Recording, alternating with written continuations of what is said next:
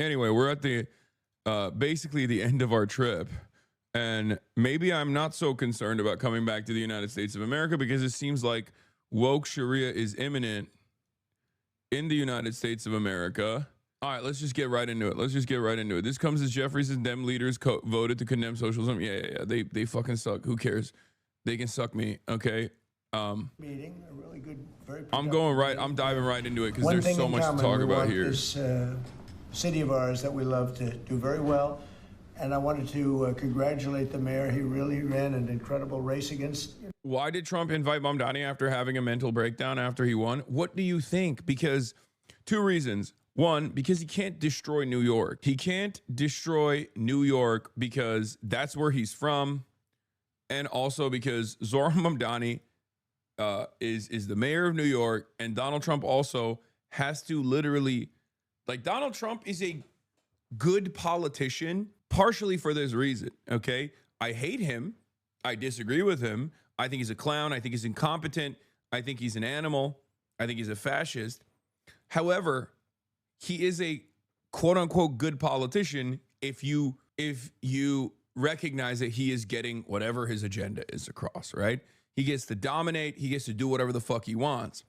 And a part of that is because he knows who to play ball with. He knows how to push and pull a little bit.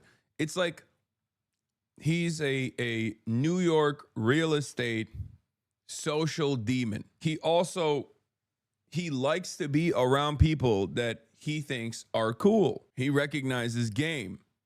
He is, after all, like in his life, the only thing that he's been successful at is reality TV show guy.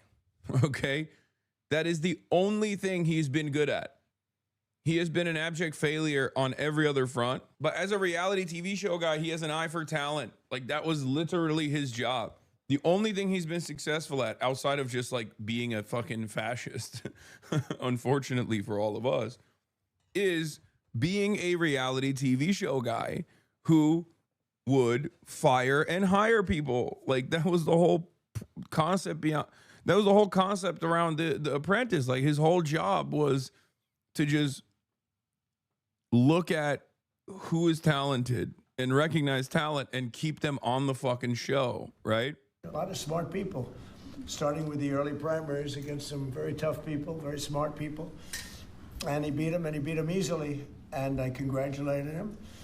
And we talked about some things in very strong common, like housing and getting housing built, and food and prices, and the price of oil is coming way down. That anything.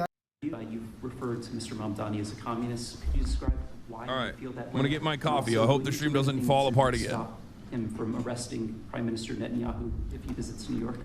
Well, we didn't discuss your second part of the question, and on your first part, I mean, he's got views that are a little out there, but who knows? I mean, we're going to see what works, or he's going to change also. We all change. I changed a lot from when I first came to office. It's now quite a while ago. It's quite a while. My first term was great. We had the greatest economy in the history of our country. We're doing even better now. We're doing much better now than we did even the first term.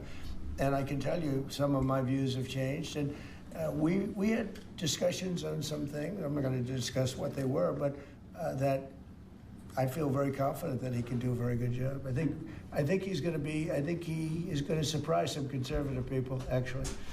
And some very liberal people. He won't surprise them because they already like him. And Bro, he's glazing Zoran. Of course he's glazing Zoran. It's the same reason why he always talks about how he likes Claudia Scheinbaum. Says, like, she's a very powerful lady.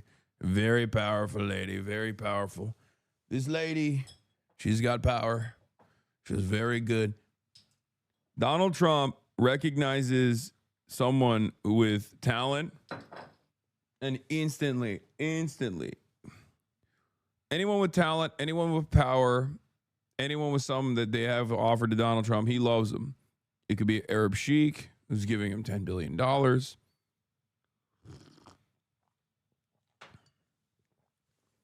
He is Mr. What will you do for me?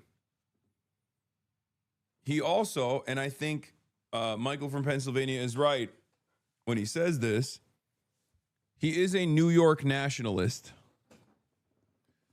I think Michael from Pennsylvania is absolutely correct with that statement. He likes charisma, and he also really loves New York.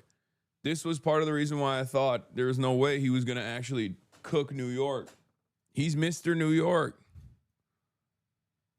That deep down inside, the guy that wants to be loved, and admired and respected by the New York elite has never gone away. Trump also loves a winner. It makes total sense. It makes total sense that he would be he would be treating Zoran like this. 10 billion not for free. He doing what they want. What? Does this worry you that Zoran is moving to the center? No, not entirely. I mean, there is stuff that he's already done. There is stuff that he's already doing about like Jessica Tisch, like keeping Jessica Tisch on board, and things that I disagree with him on in terms of like how he's dealt with the Chiose situation. But this is not one of those instances. But like I said, only time will tell. Remember, this motherfucker's not even the mayor yet. Like, he's technically not even the mayor yet. He's the mayor-elect, right? Wait till January for him to be mayor first. It is obvious, though, that, like, there's a big difference. Like, I mean, for the record, this is also disrespectful. Like, what Trump is doing here is making him stand. It's disrespectful. That's just how he does it, though, right? If you get to sit in the cuck chair next to him in the other room, that's the highest level of respect Trump has for you.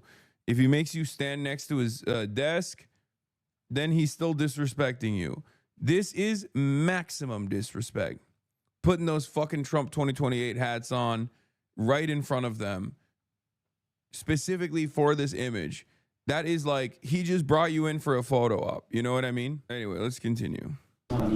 It sounds like you had a productive discussion, but just days ago, you referred to President Trump as a despot who had betrayed the country. You said you'd be his worst nightmare and accused him of having a fascist agenda. Shaking hands and smiling with the man who oversaw the genocide you campaign on opposing is disgusting, no matter how much of a power play it is. Wait, what? Dog, what the fuck are you saying?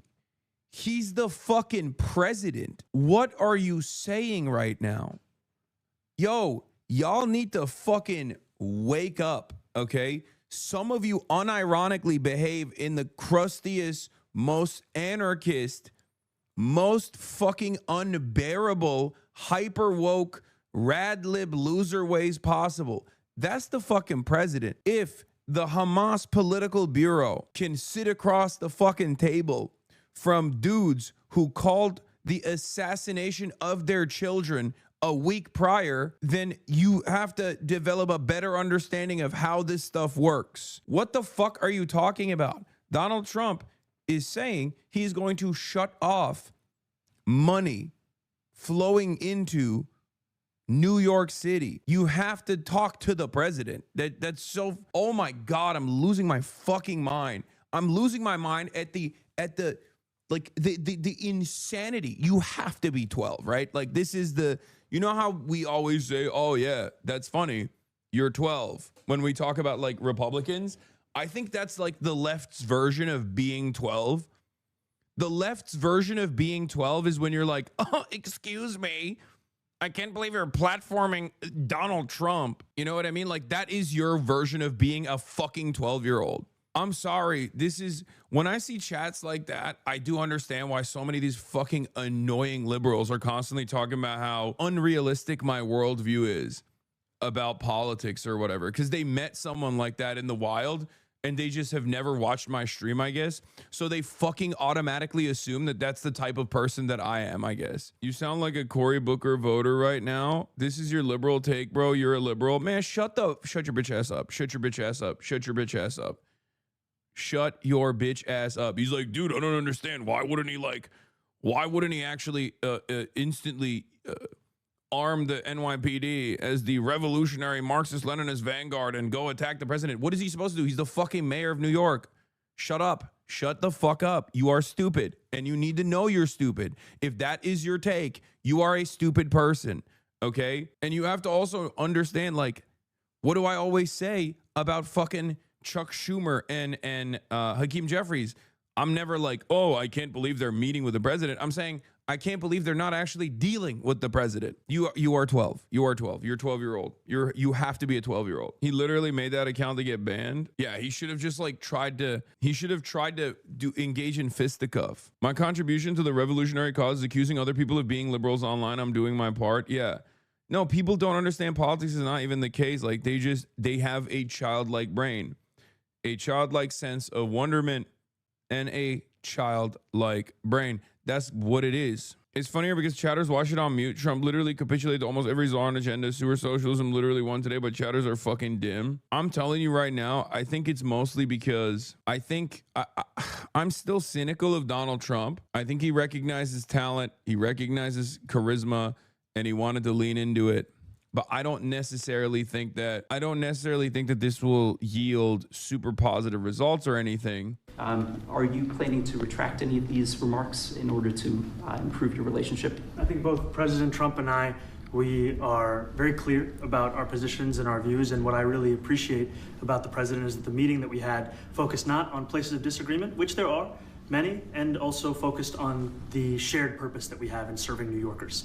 And frankly, that is something that could transform the lives of the 8.5 million people who are currently struggling under a cost of living crisis, with 1 in 4 living in poverty. And the meeting came back again and again to what it could look like to lift those New Yorkers out of struggle and start to deliver them a city that they could do more than just struggle to afford it, but actually start to live in it.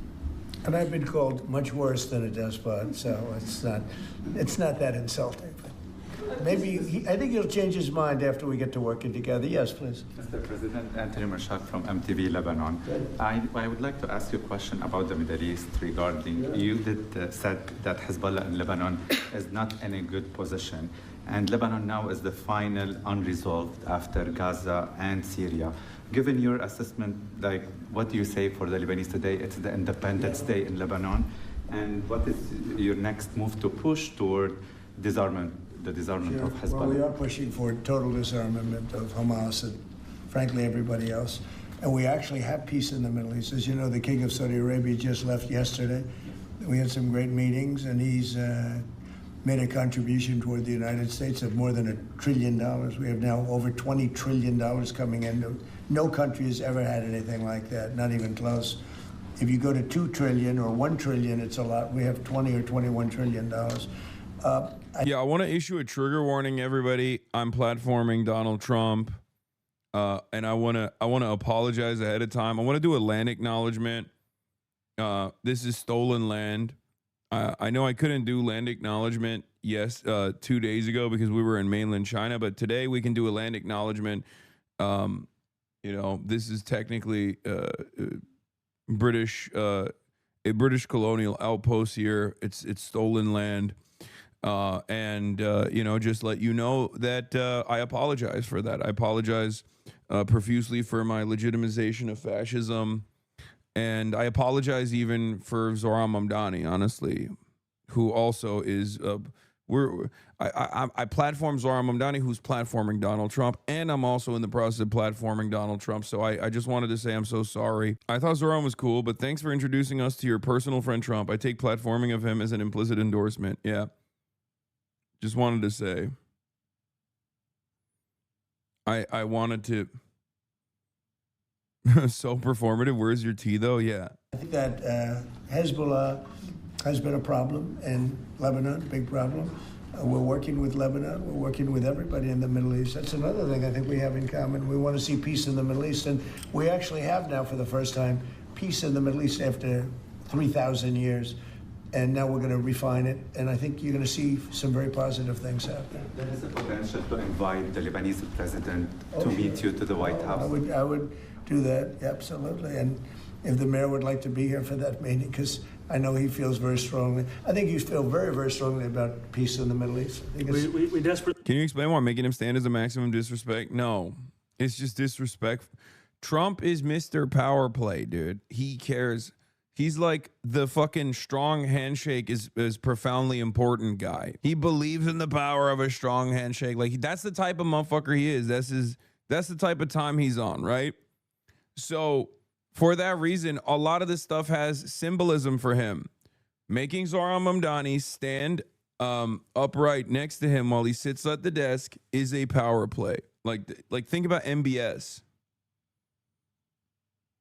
Think about the conversation between MBS. That's the highest level of respect that Trump offers. And that's something that I shared with the president, that when I spoke to New Yorkers who had voted for the president last November on Hillside Avenue and Fordham Road, I asked them why. I heard again and again two major reasons. One was that they wanted an end to forever wars. They wanted an end to the taxpayer dollars we had funding violations of human rights, and they wanted to address the cost of living crisis. And I appreciated the chance to discuss both of those things. You said a lot of my voters actually voted for him, and I'm okay with that. President Trump, I have this hat as well. I'll do that. I'll sign it. Give it to me. I'll sign it in a minute.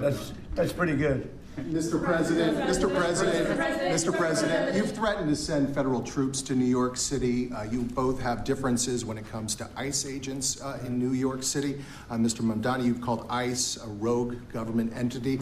I wonder how you reconcile your differences on both of those issues. Well, I think we're going to work them out, and I think that if we have known murderers and known drug dealers and some very bad people, you know, we want to get them out. And the mayor wants to have peace. We discussed this at great length, actually, maybe more than anything else.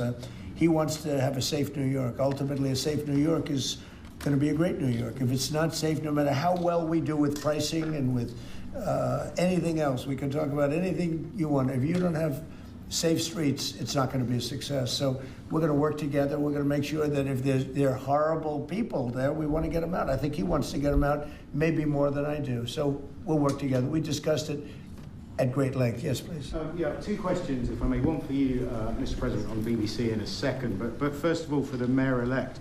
You're both from different parts of the political spectrum. You're both populists, though, and I just wonder to what extent the president's campaign style, his techniques, his social media use inspired any part of your campaign. Well, I actually told the president that, you know, so much of the focus of our campaign has been on the cost of living crisis. And when we asked those New Yorkers who had voted for the president, when we saw an increase in his numbers in New York City, that came back to the same issue: cost of living, cost of living, cost of living.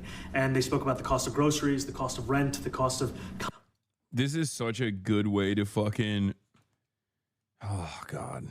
This motherfucker is a salesman, dude. He really is. One of the best ways to convince a person is not to force your opinions down their throat, but it's instead to make it seem like they came to this conclusion.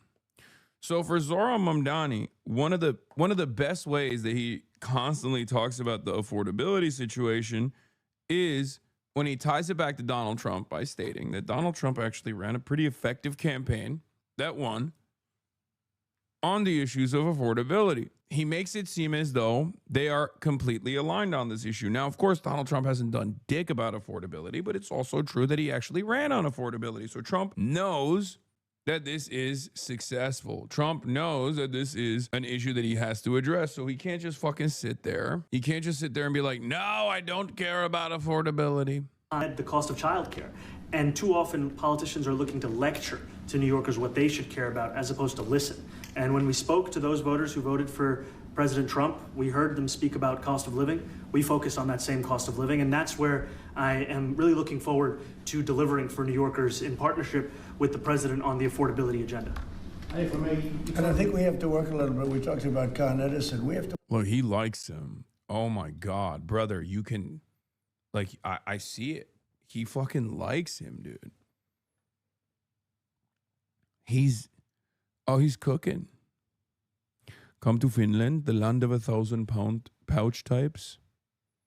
It's too cold, brother. It's too cold. Trump is in a unique predicament because he's obviously withering away with his support in his base. He has to beef up his populist bona fides.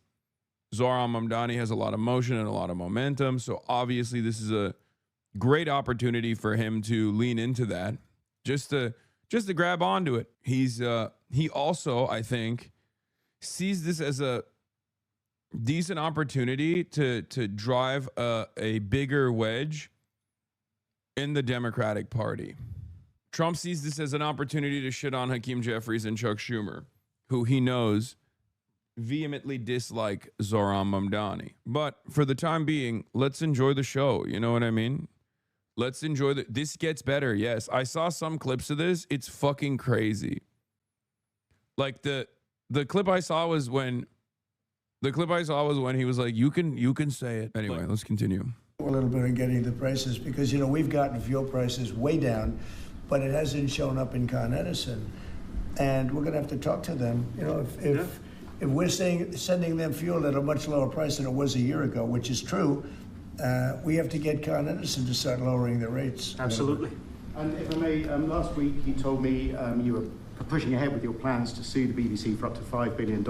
You're going to speak to Prime Minister Starmer as well. Is there any progress or any updates on those issues? Well, we get along very well with the Prime Minister. We made a deal with UK. I like him. He's a fine person. And, you know, I think they have some big energy problems. You know, they've got windmills all over the place. They're going to have to start using other methods because their energy is out of control. Should MAMDANI be cozying up to Trump, though? He's not cozying up to Trump, man. Trump is the president. Zohran Mamdani is the fucking mayor of New York. Trump is the president of the United States of America, which also happens to be the president of New York City, okay? When you are the president, it's kind of like the mayor, but for everyone, okay?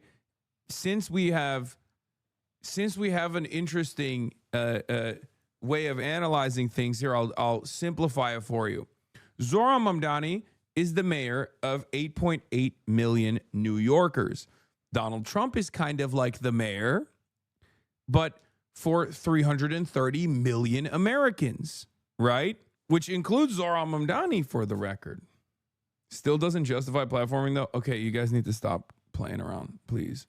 About in the UK, it's out of control. And he's got that problem. He's got a big immigration problem, as you know, and he's got a big energy problem. And we talk about it. He's a good man. Prime Minister's a good man. You have a chance to speak this week. I haven't spoken this week. Mr. President, have you spoken to President Zelensky, or do you intend to meet with him? President Zelensky, about your plan? Are you going to meet with him? I've spoken with their people. We have a plan. It's horrible what's happening. It's a war that should have never happened. It would have never happened if I was president, and it's a shame. And I thought they should have acted quicker.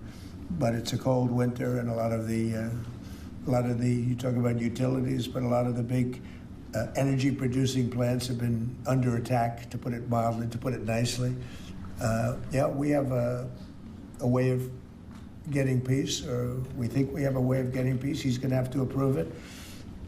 Just so sad, so many people. You know, last month they lost 25,000 soldiers. This is something, we haven't seen anything like this since the Second World War. And they're averaging 6,000 or 7,000 a week between the two of them, dead soldiers.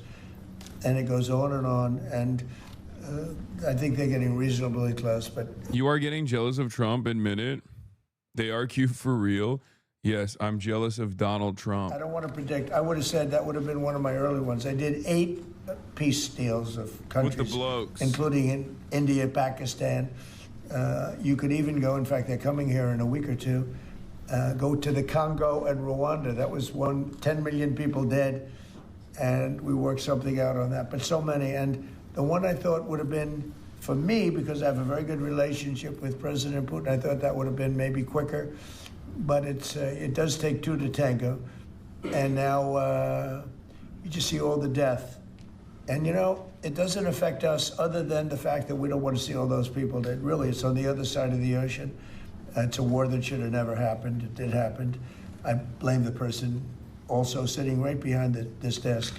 This is a war that should have never happened, and it wouldn't have happened if I were president. But we're trying to save a lot of lives. They're losing 25, think of that, 25,000 lives over the last short period of time.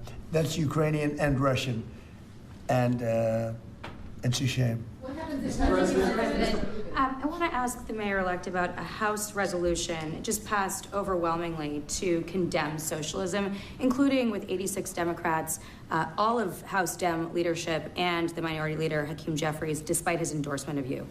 What's your reaction to that? I have to be honest with you, I focused very little on resolutions. Frankly, I've been focusing... Condemn socialism. I understand. I think the focus is on the work at hand. I can tell you I am someone who is a democratic socialist. I've been very open about that. And I know there might be differences about ideology, but the place of agreement is the work that needs to be done to make New York City affordable. That's what I look forward to. And I want to clarify your answer to Stephen Nelson. He asked about your comment calling the president a fascist. And your answer was, both President Trump and I have been clear about our positions and our views. Are you affirming that you think President Trump is a fascist? I've spoken about... That's okay, you can just say yes. Okay. All right. Okay? It's easier. It's easier than explaining it, I don't mind. And Mr. President, I wanted to ask you also about this Ukraine plan. Yeah.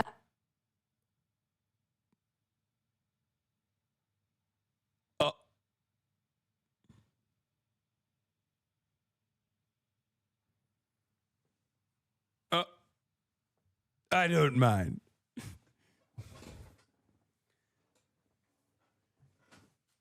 That's crazy. I have to play that back. The arm pat, no, you can call me a fascist. I don't mind. What the fuck? What the fuck? That is the craziest part about it. This is probably the craziest part. It's easier. It's Positions and our views. Are you affirming that you think President Trump is a fascist? I've spoken about... That's okay, you can just say yes. Okay. From here, Trump starts bouncing the right-wing reporters off left and right. Donald Trump stepped in front of the fascism question for him. Like, what is going on? I mean, there's also obviously like a terrifying prospect of this. It's unique because Donald Trump literally defends Zohran Mamdani there for calling him a fascist. It's also weird and scary because why the fuck is Donald Trump openly being like, yeah, I am a fascist? That part is not great. Okay. It's easier. It's easier than explaining it, I don't mind. And Mr. President, I wanted to ask you also about this Ukraine plan. Yeah. President Zelensky said today that his country would risk either giving up a partner or giving up its dignity. There's been criticism that this deal proposal... He doesn't like it? It's unclear. He was sort of tenuous about it. He'll have to like it, and if he doesn't like it, then, you know, they should just keep fighting, I guess, you The know? suggestion that he made, though, was that if he doesn't accept it... Donald Trump is too dumb to know what a fascist is? No. That right there is actually deflating the term fascism. The reason, I mean, Donald Trump in that moment is basically saying, yeah, you don't have to, you know, he's saying, he's giving Zoran an out and saying, you don't have to back away from your position here and make yourself look bad. You're a winner. This is your moment in the spotlight. I don't really care about this term at all. They just call me that, just like they call me racist, but it doesn't mean anything. Okay? That's most likely his belief system here. That's like, he's basically saying like, don't worry about it. Like, it's fine. It's not true, but, you know, it is what it is type of situation, which is still pretty fucked up. It's not that he has no clue what it means. He knows what it means, chatters. He's just saying he doesn't mind being perceived as such, partially because he thinks this is a game. It's a very cynical way to approach the subject. But he's just like, yeah, it's just a game. You're playing your song and dance. I'm playing my song and dance. It is what it is, right? That the U.S. would pull back its support for Ukraine. Is that Well, at some accurate? point, he's going to have to accept something. You know, he hasn't accepted. You remember right in the Oval Office not so long ago, I said, you don't have the cards. Don't forget, I inherited this war. I would have never, this war never would have happened. I inherited this war. And I thought he should have made a deal a year ago, 2 years ago. The ultimate deal would have been if it never started. That would have been the good deal. That could have been done too if you had the right president, but you didn't have the right president. Mr. President, the cost of living is something that you and Mr. Mamdani seem to agree on. Democrats have run New York City for a long time, Mr. Mamdani. Do you see Democrat policy specifically as being a problem? And I'd like that be a question that both of you could answer in New York City. Look, I think that there are many things in our city where we have to own the responsibility of it, things that existed long before the president was the president. And those are also part of the message of our campaign, was to take on a broken politics of the past. And I ran against a number of candidates who represented different versions of that past. And what we found time and again is that working people were left behind in the politics of our city. And what we're looking to do is put those people right back at the heart of our politics so that we don't have a situation where we're in the wealthiest city in the history of the world, and yet 1 in 5 can't even afford $2.90 for a Metro card. Mr. President, You know, He's sticking up to him, isn't he? Zoran wins the election during his speech. During his elected speech, he insults Trump, and now he's standing beside him like a wet chicken. He clearly doesn't have a character. What are you talking about? One, he's not even the mayor yet. He's the mayor-elect. Two, Donald Trump hasn't done anything to undermine New Yorkers under the Zoran Mamdani mayoral reign yet. Obviously, you're gonna fucking play nice to hopefully stave off any kind of like negative policy making that the White House is going to engage in terms of undermining the affordability agenda of Zoran Mamdani. What matters here is what he does after Donald Trump starts, sending ICE agents to New York. we had some interesting conversation, and some of his ideas really are the same ideas that I have. But a big thing on cost, the new word is affordability. This saved Thanksgiving across America. Yeah, so close to Thanksgiving.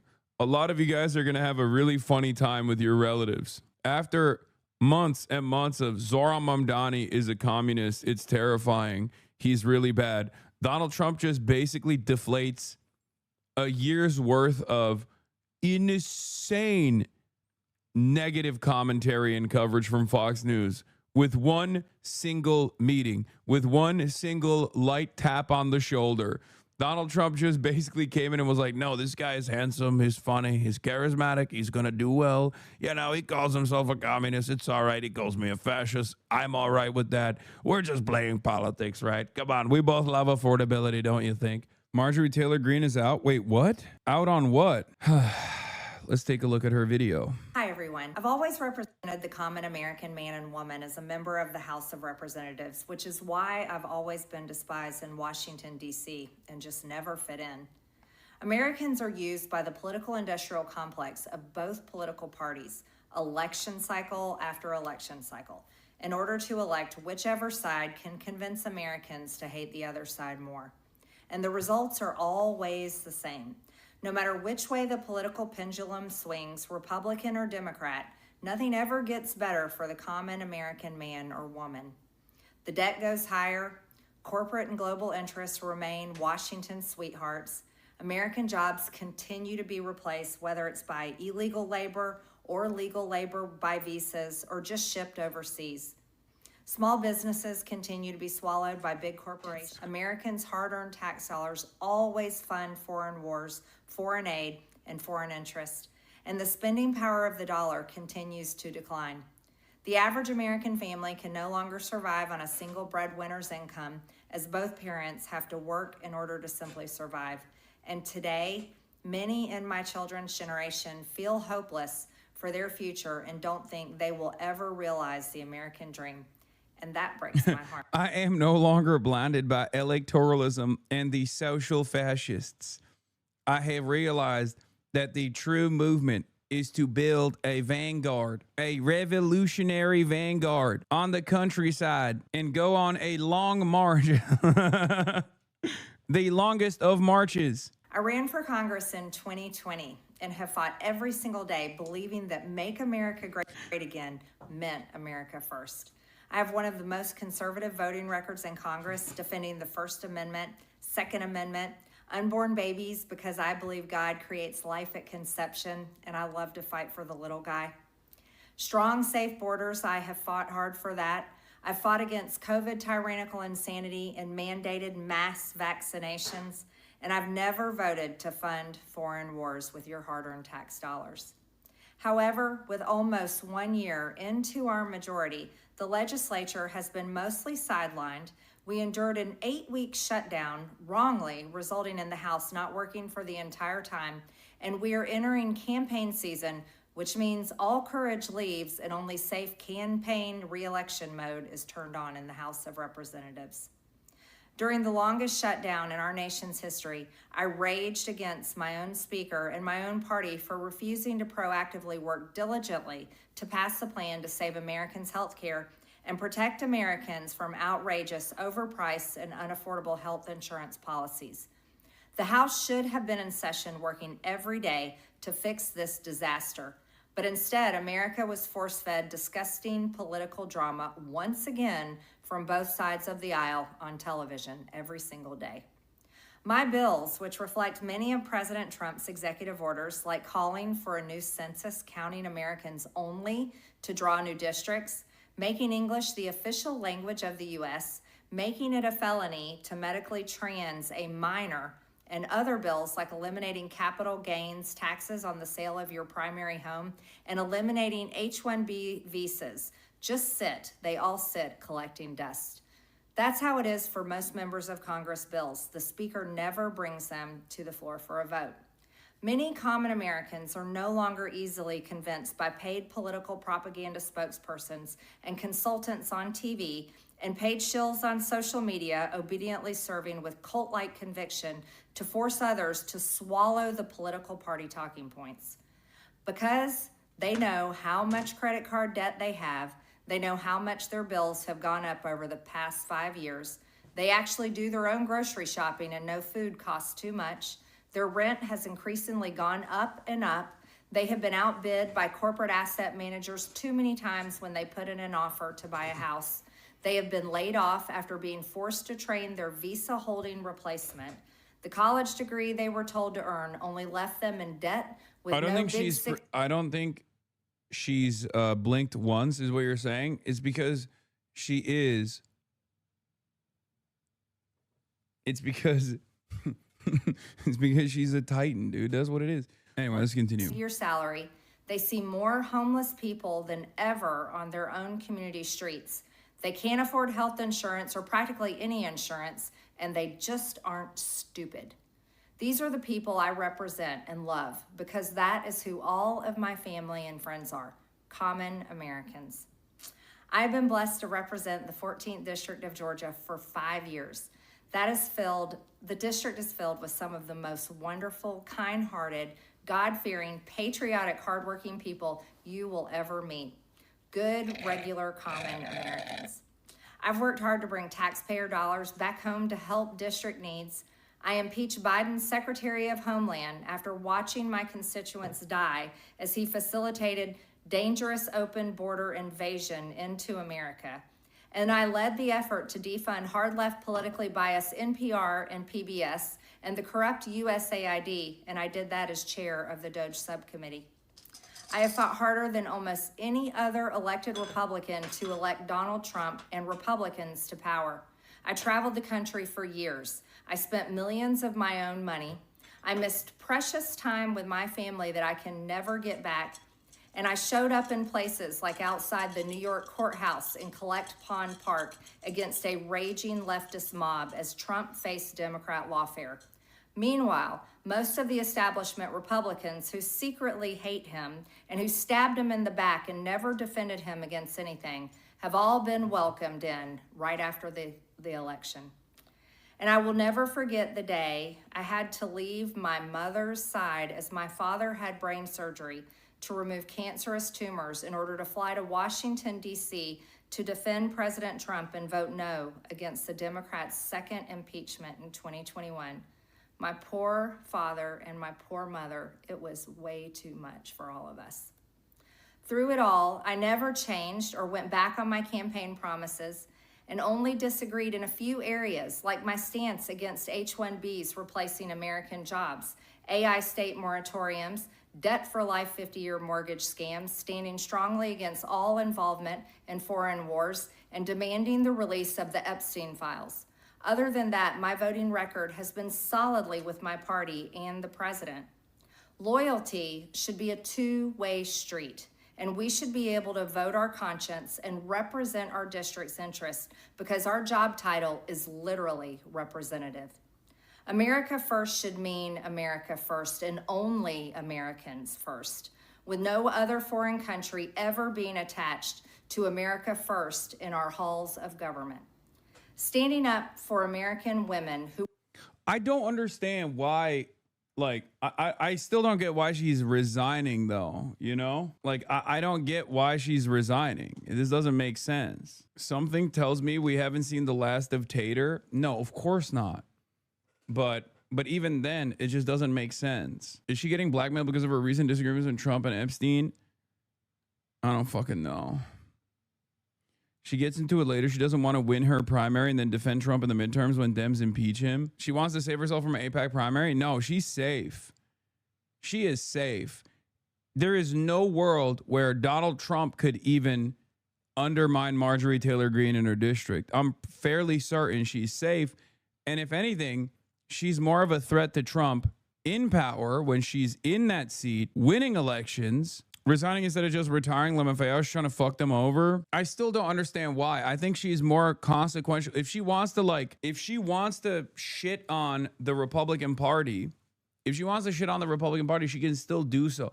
I will say this, okay? At least from my own personal experience and from people who I've talked to that are running for office or are in positions of power, or even like media figures in general, there is...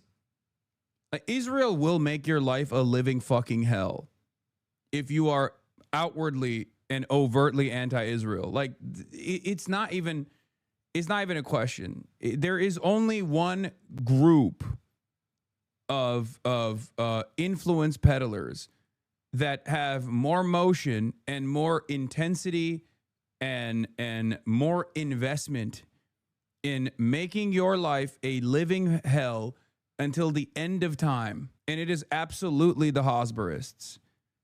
They do not operate with like with the same level of intensity as like other interest groups.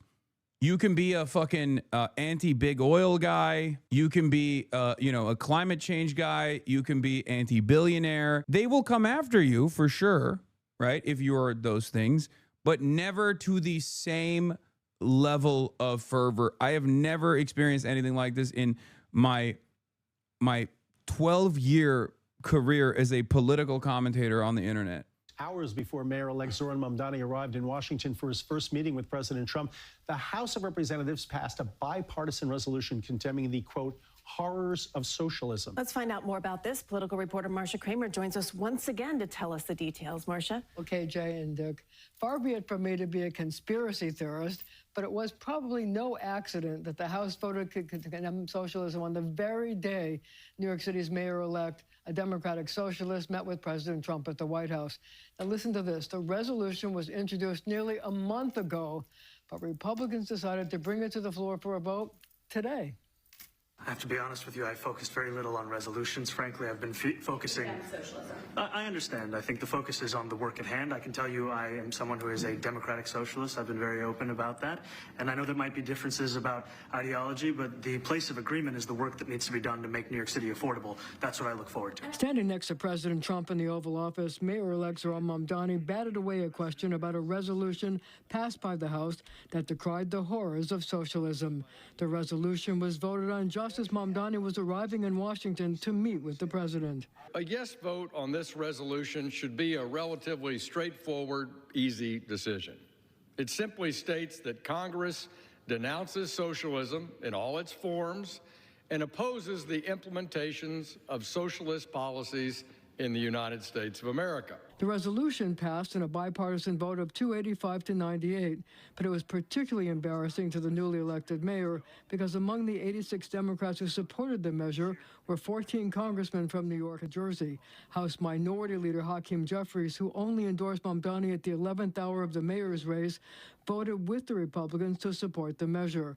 Other New Yorkers who also supported the measure included Congressman Richie Torres of the Bronx, Greg Meeks and Grace Meng of Queens, and Laura Gillen and Tom Swazi of Long Island. But I don't know, maybe horse racing is worse. Himself from MAMDANI during the mayoral campaign. Among the Democrats voting against the measure was Congresswoman Maxine Waters. I wish we were here on the House floor this morning debating solutions that would reduce grocery bills, lower housing costs. Democrats still eat this bait for no fucking reason, or not no fucking reason because they're stupid, but it is unbearable. It is unbearable to watch the Democrats behave like this every single time. These guys say, oh, we're going to condemn socialism. And then Democrats end up going, yes, we're condemning socialism, thinking, yes, we're going to condemn socialism, thinking that this is going to cause the Republicans to turn around and be like, well, see, these Democrats are different. They're condemning socialism. They're not. They're not going to do that. They're saying socialism is bad, and they're reiterating it over and over again while simultaneously calling you socialist, you fucking idiots. Oh my God. Under no circumstance does anybody actually turn around and go, oh, well, I guess Hakeem Jeffries is not a socialist anymore. They still think you're a socialist. It's so fucking stupid. They think this is how you lead a party without realizing that the base is leading and gonna leave them behind. Yeah, it creates anger and resentment even amongst the base of support for the Democrats now, unnecessarily. It also cooks. It also just it causes them to step on this fucking landmine for no reason. Just be like, no, I'm not condemning socialism. What the fuck does this have to do with anything? Shut up. You call everything socialist. You call helping people, you call helping the working man socialist, and you want us to say it's a bad thing? We're the Democratic Party. Call it socialism, call it communism, call it whatever you want to call it. But we are here to defend the working class is the unified approach to this sort of idiotic thing.